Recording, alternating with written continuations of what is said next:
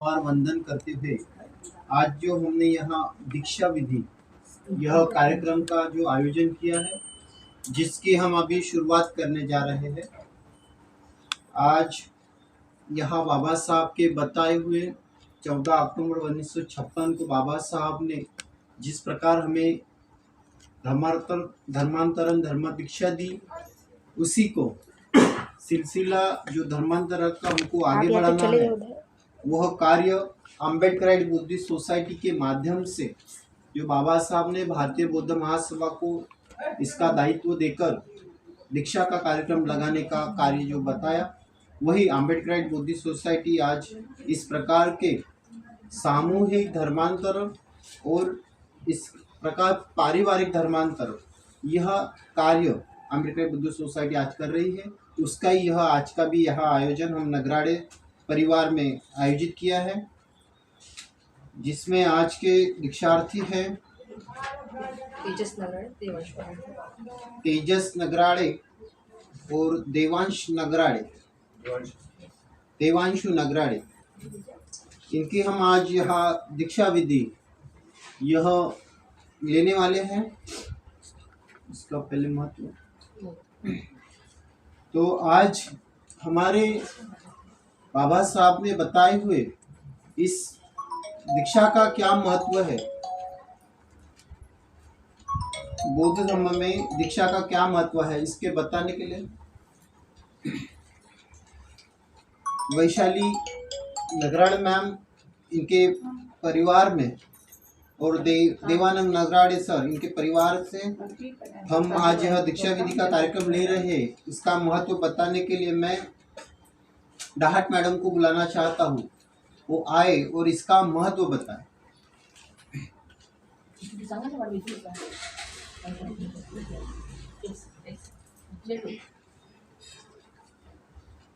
थोडे समोर आणि साहेब तुम्ही पण बसा, तुम्ही पण बसा, आप जाओ नहीं बसा। तो जय भीम अम्बेडकराइट बुद्धिस्ट सोसाइटी की ओर से मैं शीतल दाहट, सदस्य शीतल दाहट। बाबा साहब ने जो धर्मांतरण इसी नागपुर में किया है, उसी को आगे बढ़ाते हुए हमारे परिवार से हमारे बच्चों को हर एक घर में दीक्षा विधि ये हमने आगे बढ़ाना है। और इसका महत्व सामाजिक, राजकीय और आर्थिक इसका महत्व है। इसलिए हम समाज में आज से यहाँ से प्रेरणा लेके हर एक घर में हमारे बच्चों को हमने धम्म दीक्षा विधि संस्कार ये हमने अपने अपने घर में करना चाहिए।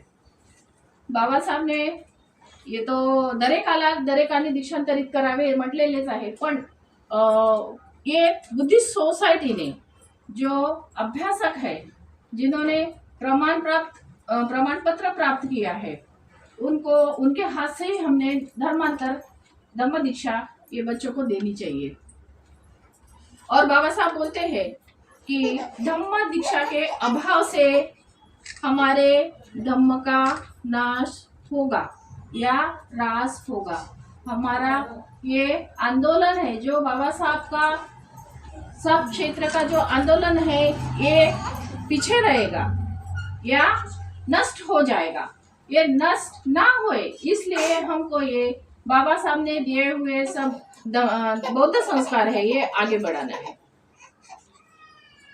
बुद्ध और उनके धम्म में संघ में बाबा साहब ने बोला है, वो आप अपने अपने घर में बुद्ध और उनका धम्म होगा, वो आप जरूर वो पढ़े और उसके ऊपर विचार करें। इसके बाद शुभम दाट सर और आगे का जो क्या होने वाला है वो बताएंगे।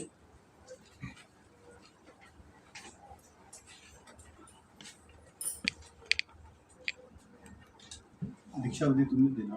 एक मी हे सांगायला इथे आली आहे की आम्ही धर्मांतरण का करतो, कारण की धर्म आणि धम्म यामध्ये काय फरक आहे। कारण की आपण जिकडे तिकडे बघतोय की धर्म धर्म धर्म हा शब्द असतो। धर्माने आम्हाला ईश्वर आणि आत्मा हे शिकवलेलं आहे। आणि धम्म काय आहे? धम्म म्हणजे मानवानी मानवाशी कसं वागावं. आणि बाबासाहेबांनी म्हटलेलं आहे की मानव हा, म्हणजे भगवान बुद्धांनी म्हटलेलं आहे की मानव हा केंद्रबिंदू असतो. ह्या पृथ्वीवर मानव हा केंद्रबिंदू असल्यामुळे मानवाने मानवाशी कसं वागावं म्हणून बाबासाहेबांनी बौद्ध धर्म घेतलेला आहे. बाकी धर्मामध्ये ईश्वर आणि आत्मा असल्यामुळे ईश्वर तर नाहीच आहे आणि आत्मा हा कोणीही कोणत्याही सायंटिस्टनी बघितलेला नाही आहे. त्याच्यामुळे आत्मा आणि ईश्वर आहे हे आपण म्हणूच शकत नाही. आणि त्याच्यामुळे हे आपण मानू शकतो की मानवाने मानवाशी नैतिकतेने वागावं, याकरता हा आमचा बौद्ध धर्म आम्ही स्वीकारत आहोत. त्यामुळे आम्ही हा बौद्ध धर्म स्वीकारत आहोत. कारण की आमच्या बौद्ध धर्माने आम्ही दीक्षा घेतल्यामुळे, कारण की मॅडमने आता सांगितलेलं आहे दीक्षा काय घ्यायची आहे, त्याच्यामुळे मी काही जास्त बोलणार नाही. परंतु दीक्षा घेतल्यानंतर आम्ही बंधुत्व हे आम्हाला निर्माण करायचं आहे आम्हाला. आणि त्या बंधुत्वाने आम्ही जसं आमच्या घरी वागण्याचा प्रयत्न करू, कारण की आम्ही आमच्या घरच्या लोकांची सुद्धा बंधुत्वाने वागत नाही आम्ही. त्याच्यामुळे आम्ही आमच्या घरातही बंधुत्वाने राहू आम्ही आणि बाहेरही आम्ही बंधुत्व शिकवू. हे आमच्या बौद्ध धर्माचा पाया आहे. त्याच्यामुळे आम्हाला हा धम्म आम्हाला बाबासाहेबांनी, कारण की खूप म्हणजे विचार करून, खूप म्हणजे डीपली विचार करून बाबासाहेबांनी सगळ्याच धर्माचा अभ्यास केलेला आहे. त्याच्यामध्ये फक्त हा बौद्ध धर्म त्यांनी ॲक्सेप्ट केलेला आहे. तर त्याच्यामुळे हा समजा की बौद्ध धर्म हा किती ग्रेट असला पाहिजे. म्हणून त्याच्याबद्दल बाबासाहेबांनी रायटिंग अँड स्पीचेसमध्ये द बुद्धा अँड हिज धम्मामध्ये त्याचं विवरण दिलेलं आहे. त्याच्यामुळे हा धम्मदीक्षेचा कार्यक्रम आम्ही जर का लहानपणापासून जर का मुलांना दिलं तर तो चांगल्या प्रकारे रुजू होईल. आणि तो चांगल्या प्रकारे तो लहानपणापासून तो चांगला शिक्षित होईल, चांगला म्हणजे तो एज्युकेशनही घेईल आणि सांस्कृतिक याच्यामध्ये म्हणजे संस्कारामध्ये तो जर का स्वतः चांगला झाला तर तो आपल्या भावी पिढीला पण तो चांगला करू शकेल. म्हणून हा धम्मविधीचा कार्यक्रम आहे. हमें यहाँ जो धम्म दीक्षा विधि का क्या महत्व है इसके बारे में हमें अभी अर्चना डोंगरे मैम ने जो बताया, इसके बाद सीधे हम धम्म दीक्षा की ओर बढ़ते हैं. तो दीक्षा जो है तेजस नगराड़े और देवांशु नगराड़े यह खड़े हो. वो अर्चना डोंगरे मैम और शीतल डाहट मैम, ये इन्हें 22 प्रतिज्ञाएं त्रिशरण पंचशील ग्रहण करते हैं. दीक्षा सगळ्यात पहिले बेटा अगरबत्ती मोमबत्ती लावा.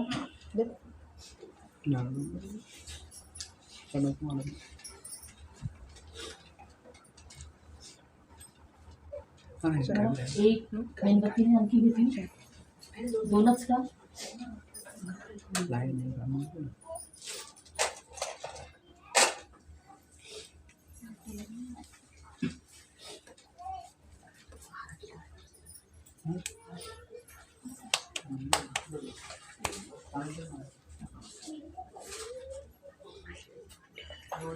टेबल के नीचे वाला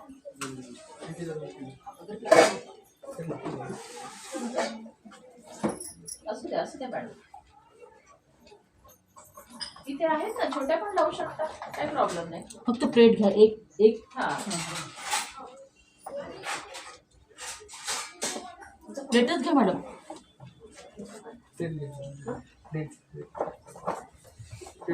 चालेल. हां बरं.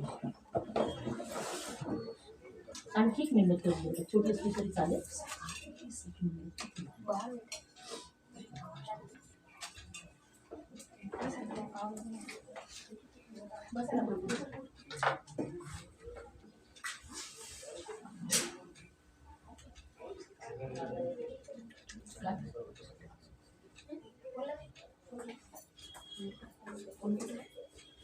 तीन लाव. आणखी एक.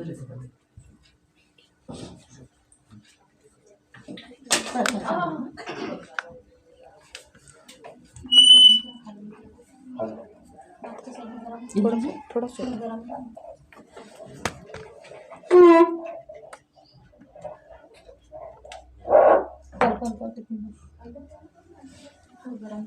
ओ मुझे लिखा था ना, वो पेज दे देंगे आप।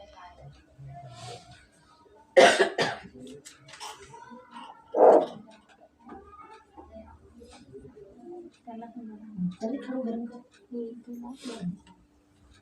हॅलो कुठे आहे सर तुम्ही? हेलो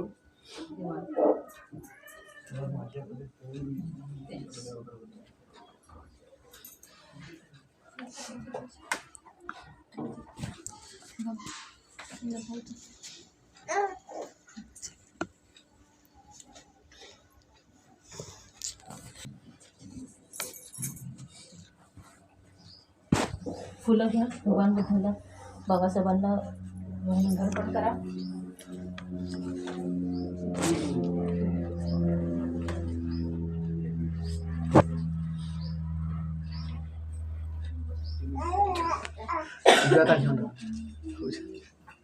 उजव्या हाताने ठेव.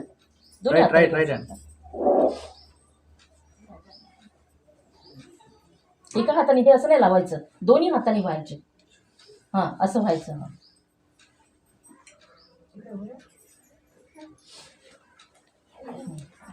तीनदा प्रणाम करा.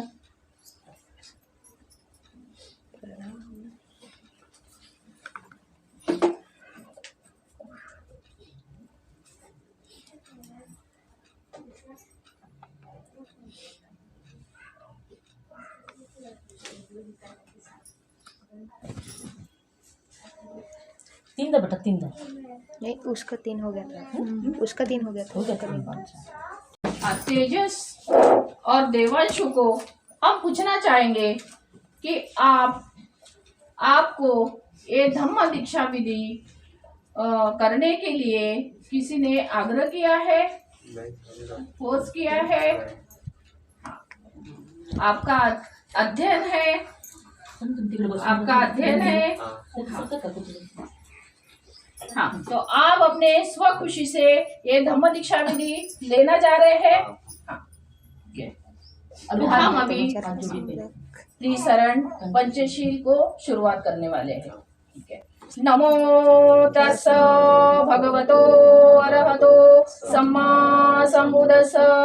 नमो तस्स भगवतो अरहतो सम्मा संबुद्धस्स. नमो तस्स भगवतो अरहतो सम्मा संबुद्धस्स. बुद्धं शरणं गच्छामि, धम्मं शरणं गच्छामि, संघं शरणं गच्छामि, द्वितीयंपि बुद्धं शरणं गच्छामि, द्वितीयंपि धम्मं शरणं गच्छामि, द्वितीयंपि संघं शरणं गच्छामि, तृतीयंपि बुद्धं शरणं गच्छामि, तृतीयंपि धम्मं शरणं गच्छामि, तृतीयंपि संघं शरणं गच्छामि. पाणातिपाता वेरमणि सिक्खापदं समादियामि. अदिन्नदाना वेरमणि सिक्खापदं समादियामि. कामेषु मिच्छाचारा वेरमणि सिक्खापदं समादियामि. मूसावादा वेरमणि सिक्खापदं समादियामि. सूरामेरयमजपमादठाना वेरमणि सिक्खापदं समादियामि. ठीक है, अभी हम 22 प्रतिज्ञा लेने जा रहे हैं. आपको बाबा साहब ने दी हुई 22 प्रतिज्ञा अभी लेना है. आप दोनों खड़े हो जाइए. देवांश और तेजस को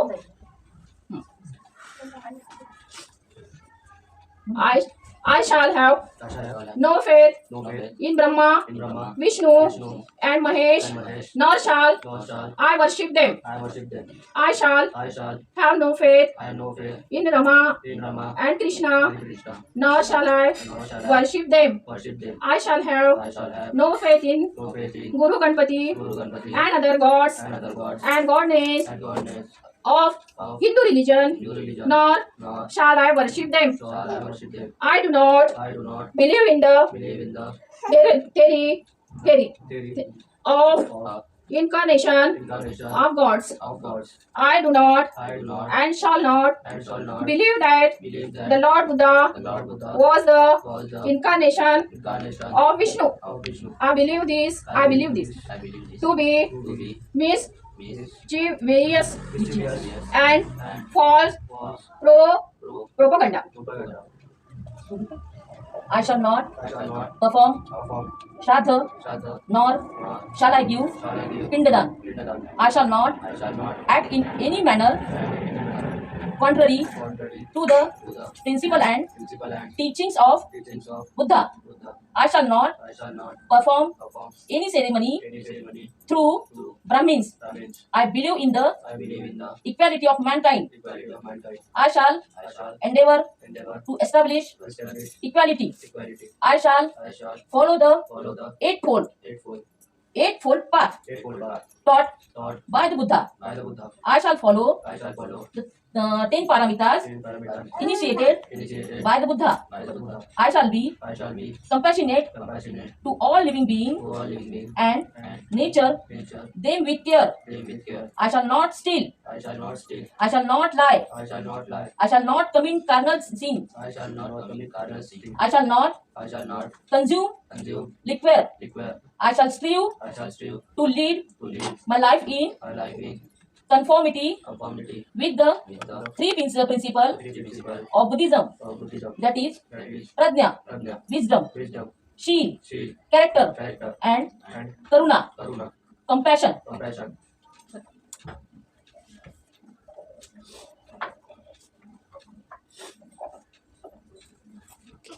I hardly embrace I humbly embrace Buddhism Buddhism by by renouncing renouncing old old Hindu religion, Hindu religion, which is which is detrimental detrimental to the to the prosperity prosperity to the humankind to the humankind and and discriminate discriminate human beings human being and and treat them low. treat them low.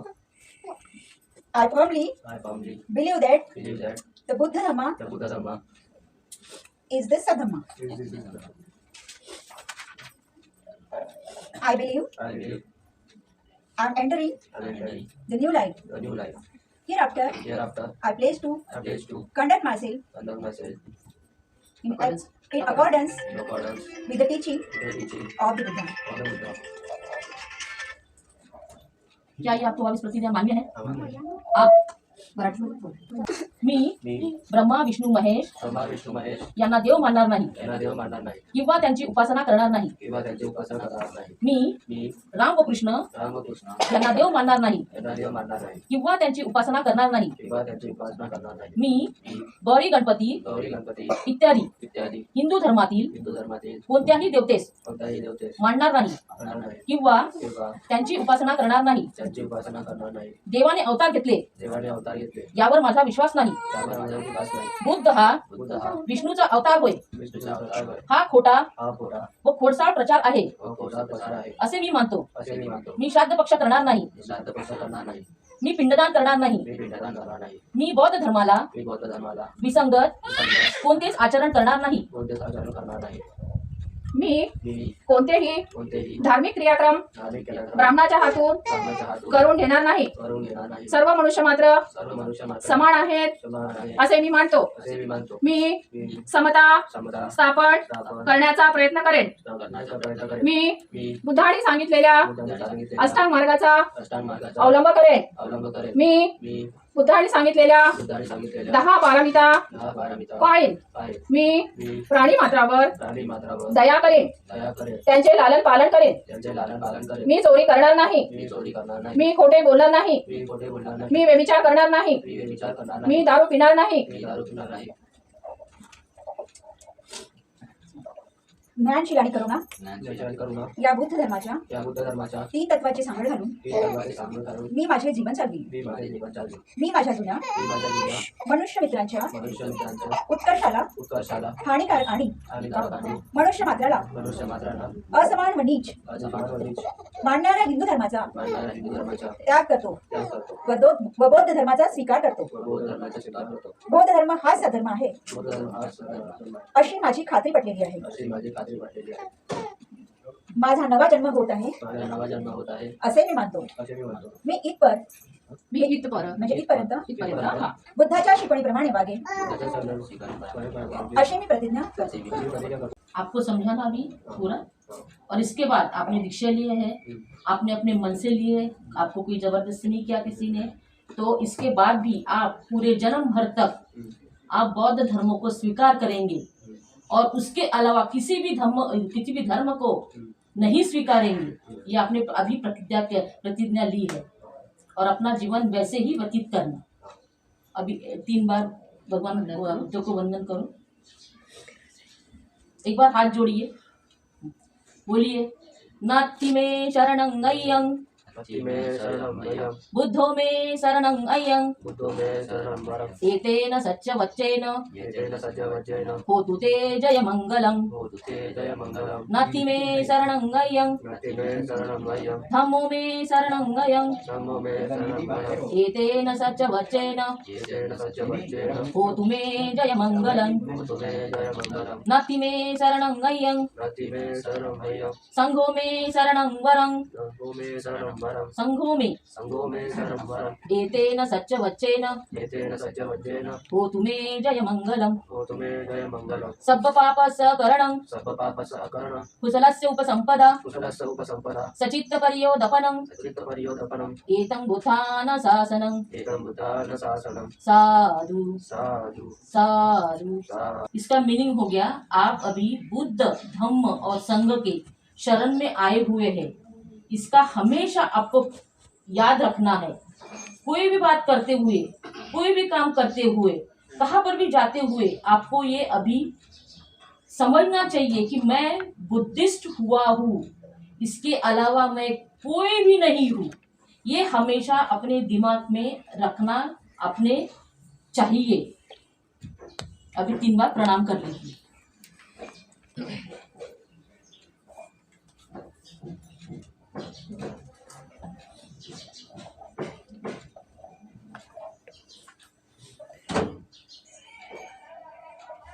इसके बाद का शुभ करेंगे। आप सभी के उपस्थिति में आज यहाँ जो तेजस नगराड़े और देवांशु नगराड़े, इनकी जो हमने यहाँ दीक्षा विधि जो ली, यह दीक्षा विधि अम्बेडकर बौद्धिस्ट सोसाइटी के माध्यम से यहाँ आयोजित की गई थी। जो बाबा साहब ने भारतीय बौद्ध महासभा को यह दायित्व दिया है कि वह इस प्रकार की धम्म दीक्षा ले, तो वही कार्य जो यह अम्बेडकर बौद्धिस्ट सोसाइटी जो भारतीय बौद्ध महासभा की विंग है, यह कार्य पूरे भारत भर में इस प्रकार से कार्य चला रही है। और इसका जो हमारी जो दीक्षा विधि है, तो यह हम महिलाओं की ओर से दी जाती है। यहाँ बाबा साहब ने बोला है कि दरेकाने दरेकाला धम्म दीक्षा द्यावी। यह 15 अक्टूबर का बाबा साहब का स्पीच है। तो उसी प्रकार हम अम्बेडकर बुद्धिस्ट सोसाइटी की ओर से जो दीक्षा देते हैं, तो यह हमारी जो अम्बेडकर बुद्धिस्ट सोसाइटी की कार्यकर्ता महिलाएं होती है, उनके माध्यम से हम इस प्रकार से दीक्षा देती है। और आज इस तेजस नगराड़े और देवांशु नगराड़े का हम बौद्ध धर्म में अम्बेडकर बुद्धिस्ट सोसाइटी की ओर से तहे दिल से स्वागत करते हैं।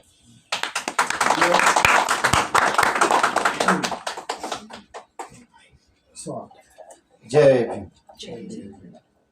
तो इस प्रकार से इनका बौद्ध धर्म में स्वागत है। और इस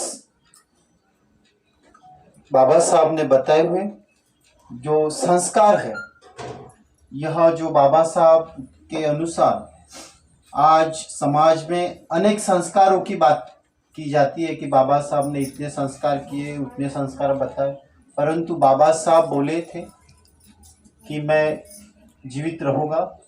तो जो संस्कार, बौद्ध संस्कार नाम की जो किताब लिखने वाले थे, पर बाबा साहब नहीं होने के कारण वो किताब प्रचारित नहीं हुई, प्रकाशित नहीं हुई।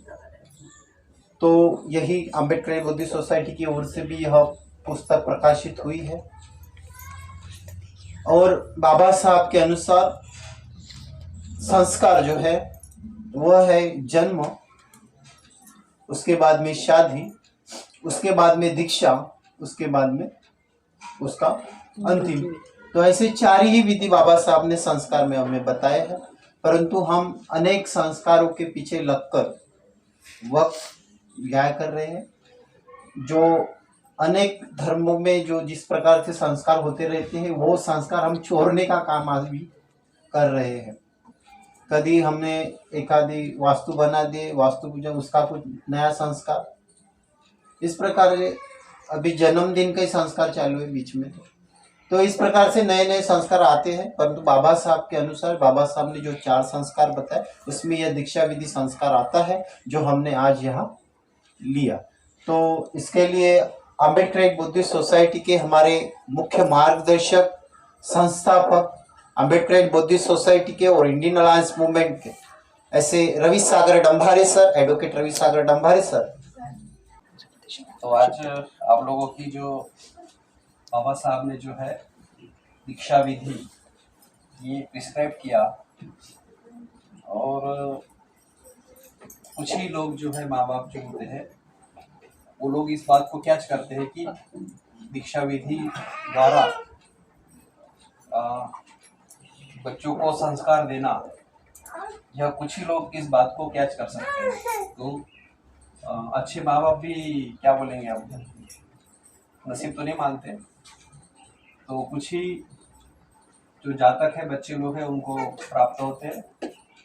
आपको इन लोगों ने दीक्षा दिया, उस दीक्षा विधि में जो भी बातें बोली गई हैं आप लोग जो है हमेशा उसको याद रखेंगे, और इस दीक्षा विधि में जो शामिल है उन लोगों को भी मैं ये कहता हूँ कि वो भी जो है यहाँ पर जो इन लोगों ने दीक्षा विधि जो बोली 31 सर्वम पंचशील 22 प्रतिज्ञा, तो यही रिसाइटेशन था।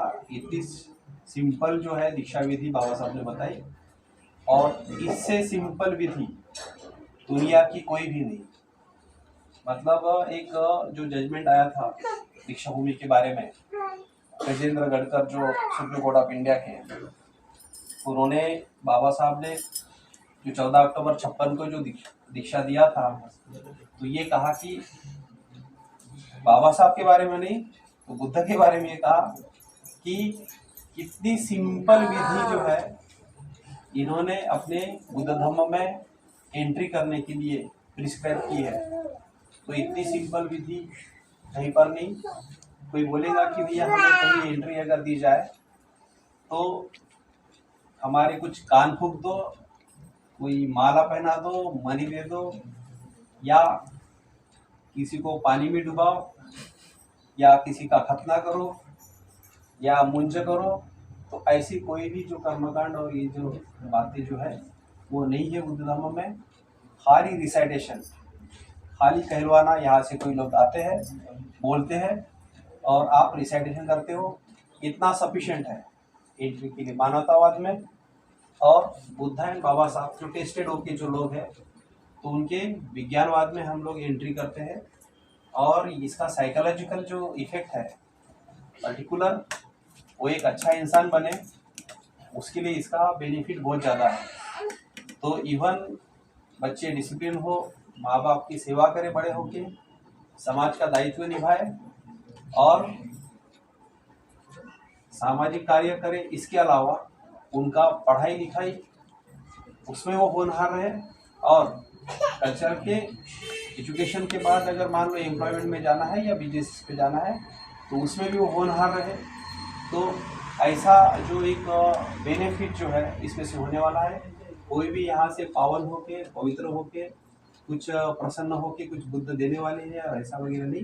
लेकिन रिसाइटेशन का जो फायदा है ये करीब 10-15 साल के बाद ये सोसाइटी में, सोसाइटी ऐसे होल अगर होता है तो उसका बहुत बड़ा बेनिफिट जो है उनको होने वाला है। क्योंकि बुद्धिवादी मूवमेंट के जो लोग हैं, बुद्धिवादी मूवमेंट के जो लोग हैं इसको ये कहेंगे कि जो अतिशहाना त्याचा बैल रिकामा, तो उनके यहाँ पर ये कॉन्फ्लिक्ट्स, जहाँ पर ऐसी दीक्षा विधि नहीं होने की वजह से ये कॉन्फ्लिक्ट्स चालू हो गए थे। मतलब प्रॉब्लम, संकट जो है ये चालू हो गए थे, और वो होनहारी और एक्सपर्टाइजेशन ये सब बातें जो है बच्चों में एंड सोसाइटी में आना चालू हो गया था, और मतलब चालू हो गया है। तो इस तरीके से अगर अब अगर स्टार्ट करते हैं तो इसकी जो रिजल्ट है आपको 5-10 साल के बाद जो है आप लोग को देखने को मिलेंगे। तो इस तरीके से देवांशु और तेजस इन लोगों की जो दीक्षा विधि जो है आज यहाँ पर संपन्न हुई, और देवांशु और तेजस के साथ साथ आप लोगों के कान के ऊपर भी वो बातें आपने जो सुने, तो इसलिए इनडायरेक्ट आप लोगों की भी दीक्षा हो गई है। और मैं अगर ये आपकी जो दीक्षा विधि होने के है क्या इसमें कुछ भी नहीं है ऐसा आपको लग सकता है, लेकिन इसका जो दमखम जो है, इसके जो रिजल्ट्स है वो सही में 10 साल के बाद जो है आपको देखने को मिलेगा। उसमें चमत्कारिक और प्रसन्न होने वाला ना गौतम बुद्ध प्रसन्न होने वाला ना बाबा साहब प्रसन्न होने वाले, वो आप ही जो है मतलब अत्यधिक वो वाला कारभार जो है अपने आप ये स्टार्ट होने वाला है।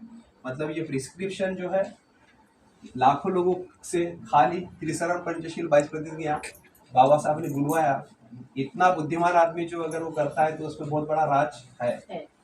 और फिर उसके बाद हम लोग बोलते हैं कि जो गुलाम कमेटी है इतने कम समय में इतना ज़्यादा विकास कोई कम्युनिटी ने अगर किया तो हमने किया, हम जो ऐसा बोलते हैं वो गलत नहीं है। तो दुनिया में कम्युनिटी थी ना, निग्रो थे और भी जो कम्युनिटी थी जो गुलामी में थी और बहुत ज़्यादा भयंकर गुलामी में थे, तो उन्होंने भी अपना विकास किया, क्रिश्चियनिटी को एक्सेप्ट किया उन्होंने, तो उनका भी विकास हुआ। लेकिन दुनिया की सबसे भयंकर गुलामी यहाँ रहने के बाद इतने कम समय में इतना ज़्यादा विकास दुनिया की कोई गुलाम कम्युनिटी ने नहीं किया जितना इस कम्युनिटी ने किया। तो सोसाइटी ऐसे होल आपको टेस्ट करने की, चेक करने की भी जरूरत नहीं है। दीक्षा की वजह से इस कम्युनिटी ने बहुत ज़्यादा विकास किया। किसी को लगता है कि रिजर्वेशन की वजह से हमारा विकास हुआ, ऑफ कोर्स, लेकिन उसका परसेंटेज बहुत नहीं के बराबर है। अगर रिजर्वेशन की वजह से अगर किसी का अगर विकास हुआ है ऐसा अगर बोलेंगे तो इसी हमारी जो कमेटी है, जो एसी महार कमेटी है, तो जिन लोगों ने दीक्षा नहीं लिया उन चमारों का मांग, भंगी, खटिक, सुतार, लोहार जो एसी कमेटी में आते हैं उनका उतना प्रमाण में विकास क्यों नहीं हुआ? क्योंकि रिजर्वेशन अगर हमको मिला तो रिजर्वेशन उनको भी मिला, तो फिर उनका उतना विकास क्यों नहीं हुआ?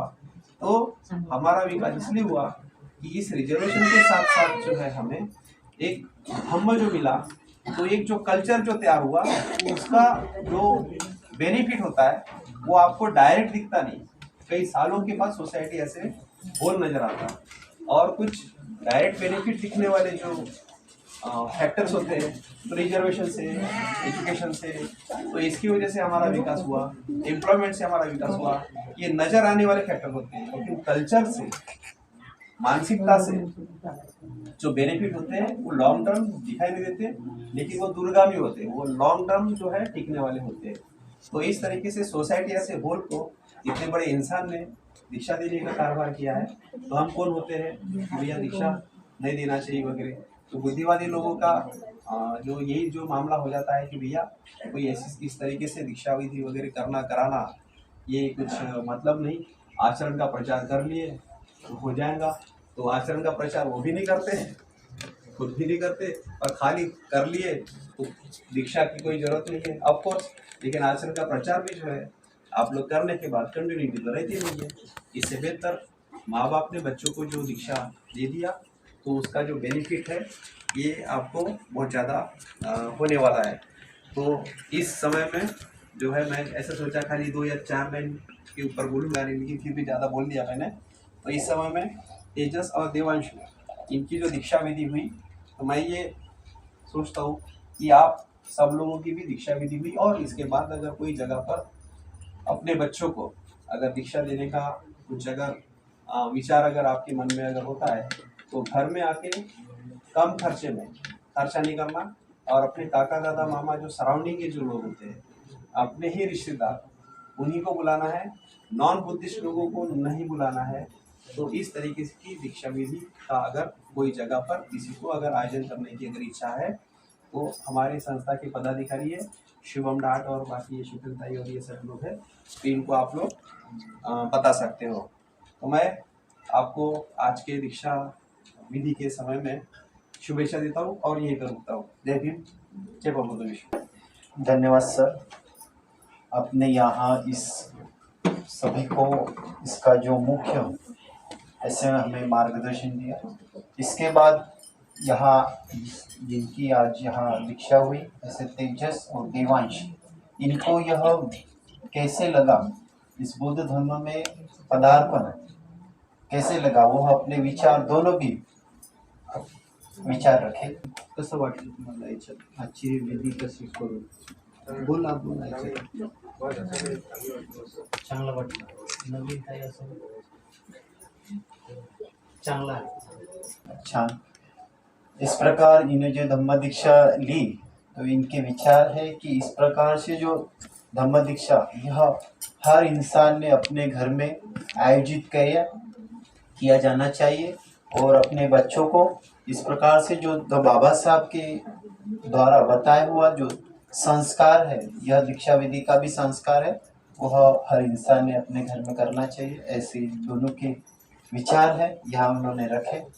इसके बाद इस कार्यक्रम के समापन की ओर, आपको कैसा लगा? आके बोलिए. नगराड़े साहब, देवानंद नगरा साहब, अपने विचार रखे.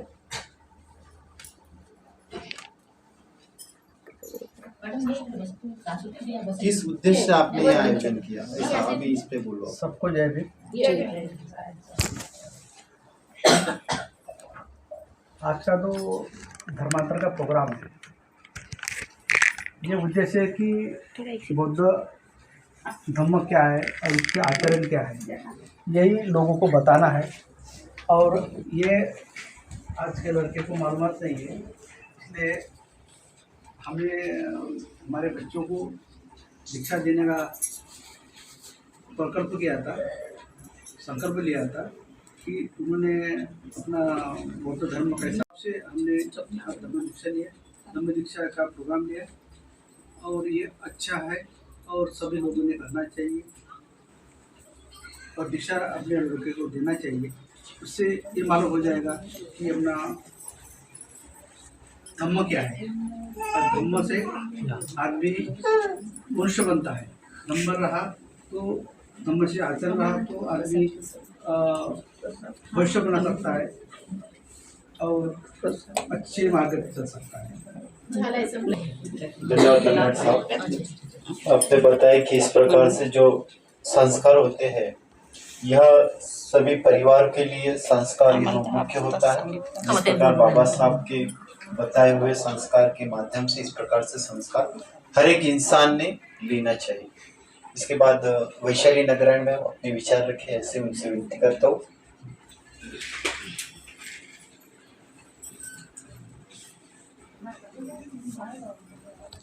विश्व शांतीचे उद्घाटन विश्व गुरु तथागत गौतम बुद्ध, विश्वरत्न डॉक्टर बाबासाहेब आंबेडकर यांना माझा त्रिवार अभिवादन. आज देवांशू आणि तेजस या दोन्ही मुलांना आज माझ्याकडे जो धम्म दीक्षा विधीचा प्रोग्राम झाला, हा प्रोग्राम माझ्या मनामध्ये खूप वर्षापासून होता आणि तो मी आज माझा सक्सेस झालेला आहे.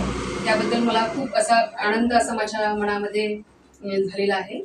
आणि असाच धम्म दीक्षा विधीचा प्रोग्राम प्रत्येक बुद्धांच्या आपल्या मुलांनी घरी व्हायला पाहिजे, हीच माझी इच्छा आहे.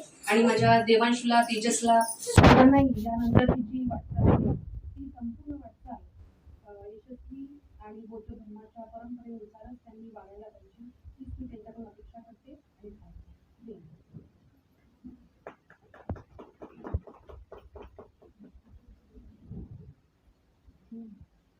किसी को अपने विचार रखना है तो बोल सकते हैं. तुम्ही काय बोलू शकता?